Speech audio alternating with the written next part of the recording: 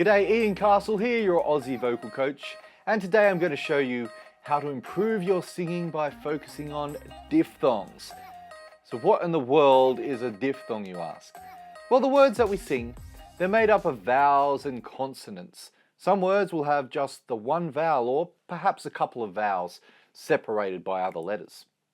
Here are a couple of examples of words with one vowel sound. The word sing. Sing. The word love. Love. These words are usually easy to sing, as your mouth only has to shape one vowel at a time. A diphthong is a word that has two vowel shapes together. Here are some examples. The word my. My. Tonight. Tonight. And the word way. Way. Can you hear the two vowel combination? Well, these diphthongs have an open vowel like R or E, followed by a closed vowel like E. As a general rule, it's better to lengthen the first vowel and sneak the second vowel in at the end. I'll sing some examples for you using both efficient and not so efficient treatments of diphthongs. Here's the word my. My.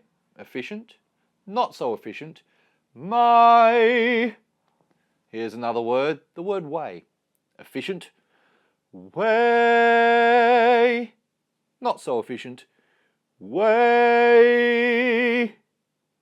One more word, the word tonight. Tonight.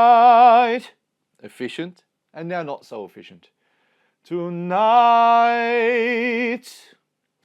The advantages of treating diphthongs like this are maintaining an openness, sustaining notes longer, and a more natural tone and word shaping. Diphthongs can cause a bit of an issue in your higher range, as the closed vowel tends to cause gripping and constriction. To finish off, I'm going to sing a phrase that contains some diphthongs. You might have heard them already today. I'll sing the phrase two ways. First, I will lean on the second vowel and show you how it affects my voice. Then I will sing the phrase again with the efficient diphthong technique of lengthening the first vowel and sneaking the second in just before the word ends. The phrase is I Did It My Way from the song My Way by Frank Sinatra. Okay, first, the not so efficient way to treat diphthongs.